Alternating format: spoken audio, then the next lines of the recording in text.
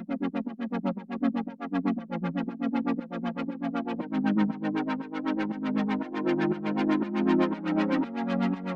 Everyone, मैं हूं कामरान चौधरी और आप देख रहे हैं chemistry with Kamran. Last lecture में हम लोग एक्सप्लेन कर रहे थे कि आइडेंटिफाई कैसे करते हैं लिमिटिंग रिएक्टेंट को, ठीक है। उससे पहले के लेक्चर में हम लोगों ने लिमिटिंग रिएक्टेंट को और एक्सेस रिएक्टेंट को बड़ा डिटेल से एक्सप्लेन किया था। जिन लोगों ने लास्ट लेक्चर्स नहीं देखे हुए, नीचे डिस्क्रिप्शन में लिंक अवेलेबल है, उस लिंक पर क्लिक करके आप लास्ट लेक्चर्स देख सकते हैं, या आप चैनल पर जाएंगे तो प्लेलिस्ट मौजूद है आपकी क्लास 11 के चैप्टर नंबर 1 बेसिक कॉन्सेप्ट्स की। आपको वहाँ पर तमाम के तमाम प्रीवियस लेक्चर्स मिल जाएंगे इस चैप्टर के, ठीक है। अब लिमिटिंग रिएक्टेंट क्या होता है, मैं आपको थोड़ा सा रिमाइंड करवा देता हूँ कि ऐसा रिएक्टेंट जो कि बेसिकली अपनी अमाउंट कम होने की वजह से प्रोडक्ट्स की अमाउंट को कंट्रोल करता है, उसको हम लिमिटिंग रिएक्टेंट बोलते हैं। या लिमिटिंग रिएक्टेंट ऐसे रिएक्टेंट को बोलते हैं विच कंज्यूम्स अर्लियर, जो कि पहले ख़त्म हो जाता है, उसको आप लिमिटिंग रिएक्टेंट बोलते हैं, ठीक है। या आप लिमिटिंग रिएक्टेंट को कैसे डिफाइन करते हैं कि जो ऐसा रिएक्टेंट जो प्रोडक्ट्स के कम नंबर ऑफ मोल्स प्रोड्यूस करे, या आप कह सकते हैं कि प्रोडक्ट्स की कम अमाउंट प्रोड्यूस करे, उसको आप लिमिटिंग रिएक्टेंट बोलते हैं, ठीक है। और एक्सेस रिएक्टेंट क्या होता है, जो कि बेसिकली जल्दी कंज्यूम ना हो, जल्दी ख़त्म ना हो, ठीक है, उसको आप क्या बोलते हैं, एक्सेस रिएक्टेंट बोलते हैं। या आप ऐसे रिएक्टेंट को एक्सेस रिएक्टेंट बोलते हैं जो कि बेसिकली प्रोडक्ट्स के ज़्यादा नंबर ऑफ मोल्स प्रोड्यूस कर रहा होता है, या सिंपली आप कह सकते हैं कि जो ज़्यादा अमाउंट प्रोड्यूस कर रहा होता है प्रोडक्ट्स की, ठीक है। फिर मैंने लास्ट लेक्चर में आपको बताया था कि आइडेंटिफाई कैसे करते हैं आप लिमिटिंग रिएक्टेंट को, ठीक है। एक सिंपल इक्वेशन में भी हमने देख लिया था, और वैसे जो हमें डाटा प्रोवाइडेड होगा, ठीक है, उस डाटा को यूज़ करते हुए आप कैसे आइडेंटिफाई कर सकते हैं लिमिटिंग रिएक्टेंट को। हमने 3 स्टेप्स पढ़े थे लिमिटिंग रिएक्टेंट को आइडेंटिफाई करने के। पहला स्टेप क्या था कि पहले स्टेप में आपने ये करना है कि जो आपको रिएक्टेंट्स की अमाउंट दे दी जाएगी ना, आपने अक्खा मीच के आंखें बंद करके नंबर ऑफ मोल्स कैलकुलेट कर लेने हैं। यानी जो आपको रिएक्टेंट्स का डाटा प्रोवाइड कर दिया जाएगा, उस डाटा को यूज़ करते हुए आपने नंबर ऑफ मोल्स कैलकुलेट कर लेने हैं रिएक्टेंट्स के, ठीक है। फिर सेकंड स्टेप क्या था, सेकंड स्टेप ये था कि बैलेंस्ड केमिकल इक्वेशन की मदद लेते हुए आपने नंबर ऑफ मोल्स कैलकुलेट कर लेने हैं किस चीज़ के, प्रोडक्ट्स के। देन आपने फिर आपस में उनको कंपेयर करके आइडेंटिफाई कर लेना है कि कौन सा रिएक्टेंट प्रोडक्ट्स के कम नंबर ऑफ मोल्स प्रोड्यूस कर रहा है। सो वही बेसिकली क्या होगा, लिमिटिंग रिएक्टेंट होगा, ठीक है। इसी से रिलेटेड हमारी आज का जो लेक्चर है वो है एग्जाम्पल नंबर 13, जो कि बेसिकली हम लोग सॉल्व करने जा रहे हैं। इसमें देखते हैं कि कैसे आप लिमिटिंग रिएक्टेंट को आइडेंटिफाई करते हैं और कैसे आप कैलकुलेशंस करते हैं, ठीक है। अब इस एग्जांपल को अगर आप देखें तो वो यहाँ पर आपसे जो डाटा प्रोवाइडेड है और जो पूछ रहा है चीज़ें वो हम देख लेते हैं। NH3 ammonia gas can be prepared by heating together two solids को जब आप हीट करते हैं आपस में, ठीक है, सो अमोनिया प्रोड्यूस होती है। कौन कौन से सॉलिड्स हैं वो, NH4Cl ammonium chloride and CaOH2 calcium hydroxide. In 2 solids को आप हीट करते हैं, ठीक है। मींस के इनका केमिकल रिएक्शन के रिजल्ट में आपको अमोनिया गैस हासिल होती है। If a mixture containing 100 gram of each solid, means के आपके पास जो मैस है अमोनियम क्लोराइड का वो कितना है, 100 ग्राम, और कैल्शियम हाइड्रोक्साइड का मैस भी कितना है, 100 ग्राम। सो ये मैं इंफॉर्मेशन यहाँ पे लिख देता हूँ सोल्यूशन में कि मैस ऑफ NH4Cl कितना है, 100 ग्राम, ठीक है। इसी तरह से मैस ऑफ कैल्शियम हाइड्रोक्साइड वो भी कितना है, 100 ग्राम है, ठीक हो गया। ओके, नेक्स्ट क्या है, वो कह रहा है calculate the number of grams of ammonia. इसका मतलब है पहले पार्ट में आपने अमोनिया का मैस कैलकुलेट करना है जो कि प्रोड्यूस हो रही है अमोनिया, ठीक है।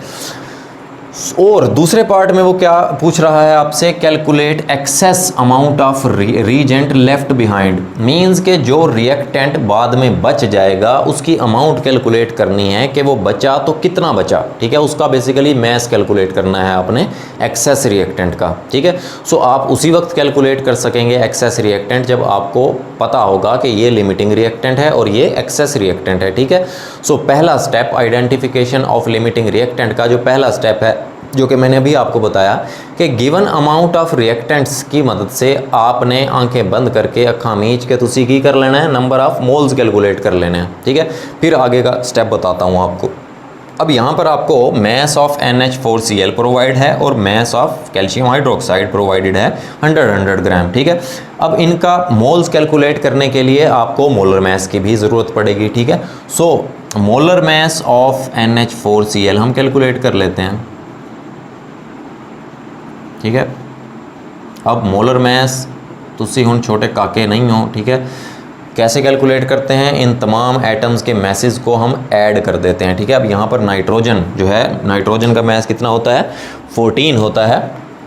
सो 14 एक नाइट्रोजन है प्लस एक हाइड्रोजन का मैस कितना होता है, 1 होता है, 1.008 होता है, बट हम 1 लेते हैं। सो 4 हाइड्रोजन है तो 4 का मैस कितना हो जाएगा, 4 हो जाएगा, प्लस एक क्लोरीन है और एक क्लोरीन का मैस कितना होता है 35.5। सो टोटल ये जो मोलर मैस आ जाएगा इसका NH4Cl का वो कितना आ जाएगा 53.5 ग्राम्स पर मोल। ये इसका यूनिट है मोलर मैस का, ठीक है। ख्याल करना यूनिट्स को यूज़ करते हुए सिर्फ ग्राम्स नहीं है, ठीक है। ग्राम्स जो है वो मॉलिक्यूलर मैस को आप रिप्रेजेंट करते हैं ग्राम्स में, ठीक। अच्छा, फिर इसी तरह से molar mass of calcium hydroxide आपने कैलकुलेट कर लेना है,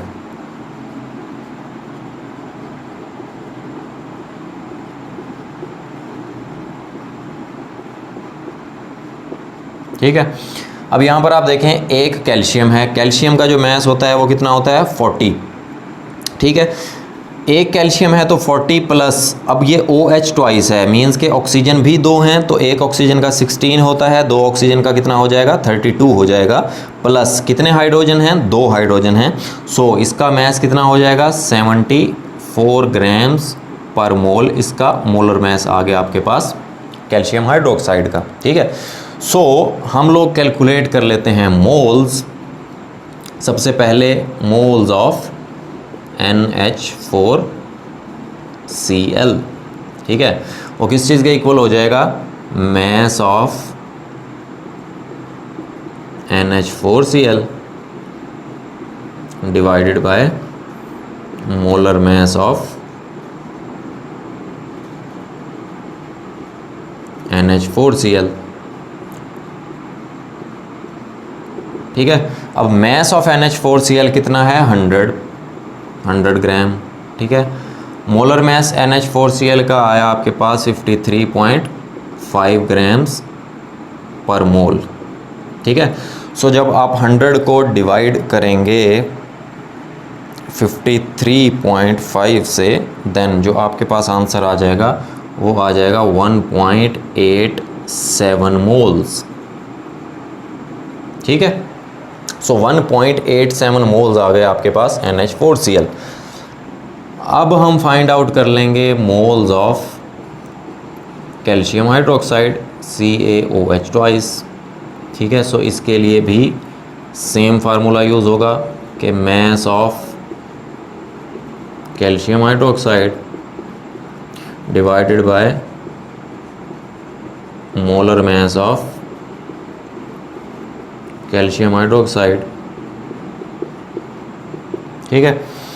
सो मैस कितना है 100 है, मोलर मैस कितना आया था 74 ग्राम्स पर मोल, ठीक है।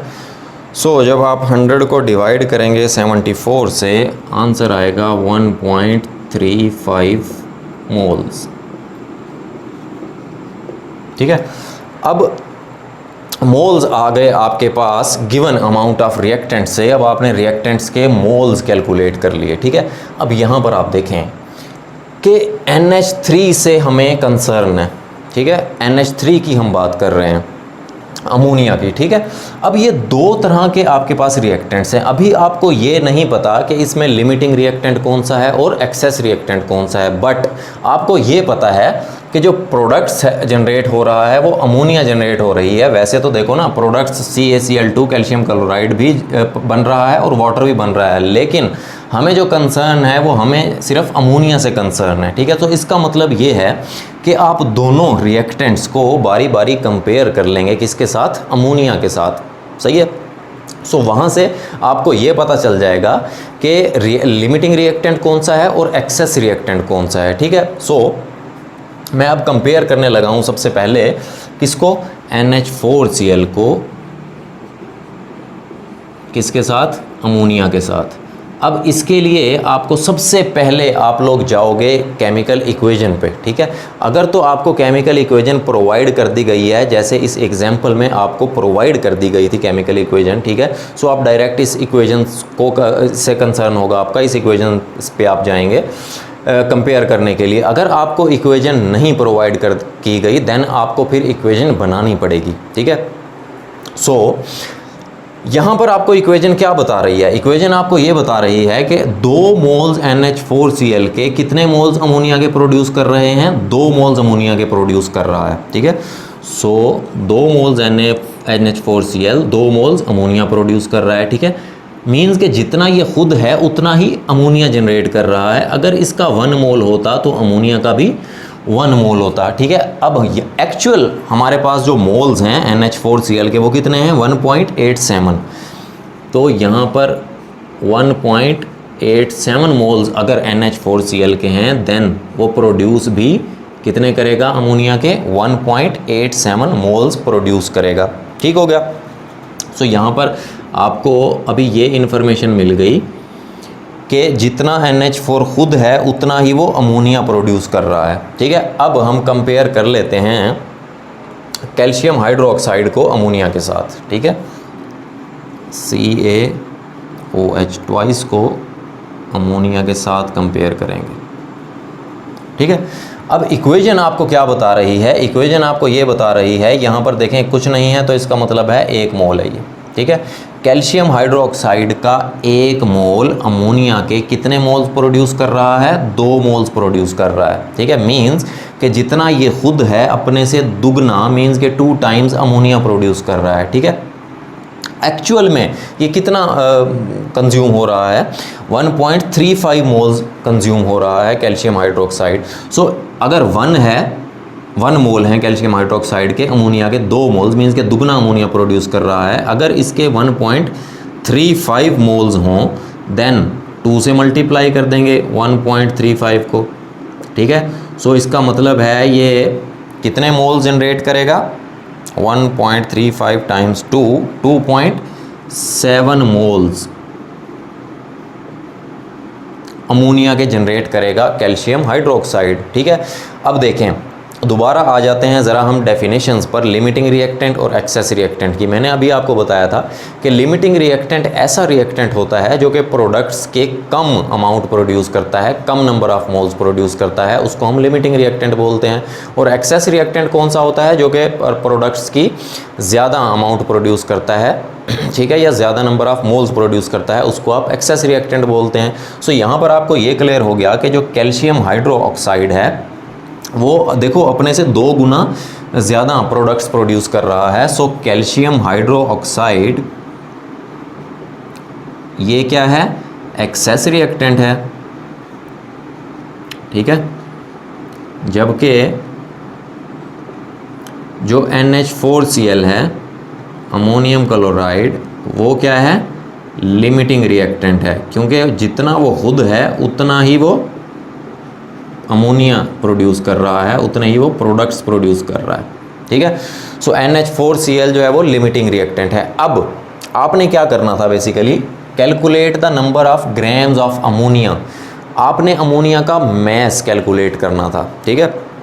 अब यहाँ पर आप देखें कि जब हमने ये आइडेंटिफाई कर लिया कि लिमिटिंग रिएक्टेंट जो है वो NH4Cl है, सो इसका मतलब ये है कि जब तक NH4Cl रहेगा उस वक्त तक रिएक्शन ये चलता रहेगा, ठीक है। इसका मतलब है कि जब भी अमोनियम क्लोराइड NH4Cl जैसे ही ख़त्म हो गया तो केमिकल रिएक्शन भी क्या हो जाएगा, स्टॉप हो जाएगा। सो इसका मतलब ये है कि एक्चुअली अमोनिया की जो अमाउंट है वो आपने कंपेयर करनी है किससे, NH4Cl से।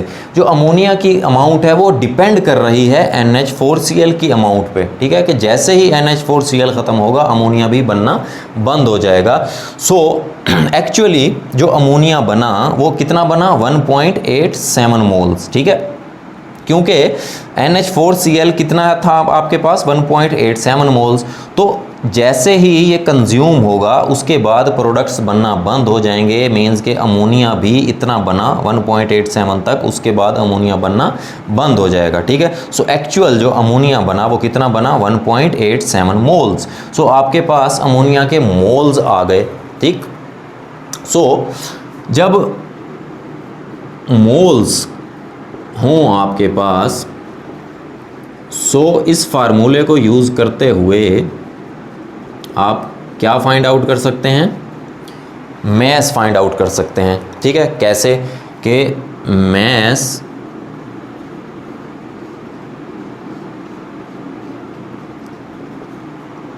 उसको सब्जेक्ट बना लोगे आप, ये मोलर मैस इधर डिवाइड हो रहा है, दूसरी तरफ जाकर क्या हो जाएगा, मल्टीप्लाई हो जाएगा। So moles of NH3 multiply by molar mass of NH3। ठीक है, तो यहाँ से आपके पास मैस आ जाएगा NH3 का। अब मोल जो है NH3 के वो कितने हैं आपके पास, 1.87 टाइम्स मोलर मैस NH3 का कितना होगा, एक नाइट्रोजन का 14 होता है और 3 हाइड्रोजन है, तो टोटल कितना हो गया 17। तो 17 को आप मल्टीप्लाई करवाओ अगर 1.87 से, सो ये बनते हैं 31.8 ग्राम्स। ठीक है, सो फाइनली आपके पास मैस आ गया किस चीज़ का, अमोनिया का, जो कि प्रोड्यूस हुई, विच इज़ 31.8 ग्राम्स। ओके, अब हम आ जाते हैं इसके दूसरे पार्ट की तरफ, जिसमें वो आपसे पूछ रहा है कि calculate excess amount of reagent left behind. जो रीजेंट, जो रिएक्टेंट ज़्यादा अमाउंट में था, जिसको आप एक्सेस रिएक्टेंट बोलते हैं, वो कह रहा है कि लिमिटिंग रिएक्टेंट के साथ रिएक्शन करने के बाद जो उसकी अमाउंट बच गई वो आपने बेसिकली कैलकुलेट करनी है। ठीक है, अब यहाँ पर देखें, हम लोग ये आइडेंटिफाई कर चुके हैं कि एक्सेस रिएक्टेंट कौन सा है, calcium hydroxide CaOH twice, and limiting reactant कौन सा है, अमोनियम क्लोराइड NH4Cl। ठीक है, और ए पार्ट में हमने नंबर ऑफ मोल्स कैलकुलेट कर लिए थे। NH4Cl के कितने आए थे हमारे पास, 1.87 मोल्स, एंड कैल्शियम हाइड्रोक्साइड के कितने आए थे, 1.35 मोल्स। ठीक है, अब यहाँ पर आप देखें, यहाँ पर NH4Cl ये तो था जी लिमिटिंग रिएक्टेंट। ठीक है, एक्सेस रिएक्टेंट कौन सा है, कैल्शियम हाइड्रोक्साइड। सो बेसिकली आपको जो कंसर्न है वो कैल्शियम हाइड्रोक्साइड के मैस के साथ है। ठीक है, पहले तो हम लोग NH4Cl से कंपेयर करके इसके मोल्स फाइंड आउट कर लेते हैं कि कितने मोल्स यूज़ हो गए। ठीक है, so total number of moles में से यूज्ड वाले जो मोल्स हैं वो माइनस कर देंगे, तो आपके पास वो मोल्स आ जाएंगे जो पीछे बच गया जब तक केमिकल रिएक्शन आपका हो रहा था, जब तक NH4Cl मौजूद था। ठीक है, अब जैसे देखें इक्वेशन आपको क्या बता रही है, इक्वेशन आपको ये बता रही है कि 2 मोल्स जब NH4Cl के होंगे, ठीक है, सो कैल्शियम हाइड्रोक्साइड के कितने मोल्स होंगे, 1 मोल होगा। ठीक है, अगर इसके 1 मोल होगा, मीन्स कि मैं दोनों तरफ क्या कर देता हूँ, 2 से डिवाइड कर देता हूँ। सो NH4Cl का अगर 1 मोल यूज़ हुआ, देन कैल्शियम हाइड्रोक्साइड के कितने मोल्स यूज़ होंगे, 1/2, आधे मोल्स यूज़ होंगे। ठीक है, एक्चुअली आपके पास 1.87 मोल्स यूज़ हो रहे हैं किसके, NH4Cl के। सो 1.87 एज इट इज़ उस तरफ जाकर क्या हो जाएगा, मल्टीप्लाई हो जाएगा। ठीक है, सो 1.87 डिवाइडेड बाय 2, आपके पास जो मोल्स आ जाएंगे वो 0.935 मोल्स आ गए। ठीक है, अब ये कौन से मोल्स आए, ये वो मोल्स आए जो कि यूज़ हो गए। ठीक है, क्यों, क्योंकि आपने कंपेयर कर रहे हैं आप लिमिटिंग रिएक्टेंट के साथ, मींस कि जब तक लिमिटिंग रिएक्टेंट अवेलेबल है, जब तक लिमिटिंग रिएक्टेंट मौजूद है, तब तक तो ऑब्वियस सी बात है ये रिएक्टेंट यूज़ हो रहा होगा ना। ठीक है, अब यहाँ पर हमारे पास NH4Cl के 1.87 मोल्स हैं। ठीक है, तो कैल्शियम हाइड्रोक्साइड जो है, जब तक ये 1.87 मोल्स कंज्यूम नहीं होंगे तब तक तो ये रिएक्ट करता रहेगा। ठीक है, और जब 1.87 मोल्स हमारे यूज़ हो गए NH4Cl के, तो कैल्शियम हाइड्रोक्साइड के कितने मोल यूज़ हुए? सिर्फ 0.935 मोल, जबकि जो टोटल कैल्शियम हाइड्रोक्साइड के मोल्स थे आपके पास, जो अमाउंट थी कैल्शियम हाइड्रोक्साइड की, वो कितनी थी? 1.35 मोल्स। ठीक है, सो वो मोल्स हमारे पास आ जाएंगे यहाँ से, moles of calcium hydroxide left, जो कि रह गए। ठीक है, तो जितने हमारे पास थे, कितने थे? 1.35 मोल थे, और यूज़ कितने हो गए? 0.935 मोल्स। ठीक है, सो यहाँ पर आपके पास जो आंसर आ जाएगा 1.35 माइनस 0.935, सो ये आ जाएंगे 0.415 मोल्स। ठीक है, सो इतने मोल्स कैल्शियम हाइड्रोक्साइड के रह गए आपके पास। ठीक है, बच गए। सो जब मोल्स आ गए आपके पास, तो हम तो मैथ तो इजीली कैलकुलेट कर सकते हैं। ठीक है, किस फार्मूले से? कि mass of calcium hydroxide is equal to moles of calcium hydroxide times molar mass। ठीक है, मोल्स कितने हैं? 0.415, एंड मोलर मास कैसे कैलकुलेट करते हैं? कैल्शियम का जो एक कैल्शियम है 40, 2 ऑक्सीजन है 32, ये हो गया, और 2 हाइड्रोजन है, तो कितना हो गया? 74 ग्राम्स पर मोल। ठीक है, सो 74 को जब आप मल्टीप्लाई करवाएंगे 0.415 के साथ, सो ये आ जाएगा आंसर आपका 30.71 ग्राम्स। ठीक है, सो ये मैस ऑफ कैल्शियम हाइड्रोक्साइड आ गया, जो कि बच गया। ठीक है, 30.71 ग्राम। अब यहाँ पर देख लें दोबारा से, आपको जो प्रोवाइड कर दिया गया था मैस कैल्शियम हाइड्रोक्साइड का, वो कितना था? वो था 100 ग्राम। ठीक है, सो 100 ग्राम में से 69.3 तो जो है वो कंज्यूम हो गया, NH4Cl के साथ रिएक्ट कर गया। ठीक है, जो मैस बचा 100 ग्राम में से, वो कितना आया? 30.71 ग्राम्स। ठीक है, सो ये आपका बी पार्ट था। होपफुली आपको बड़े अच्छे से क्लियर हो गया होगा। अगर आपको वीडियो पसंद आई है, देन चैनल को सब्सक्राइब जरूर कीजिएगा, वीडियो को लाइक किया करें, शेयर करें। Thank you very much.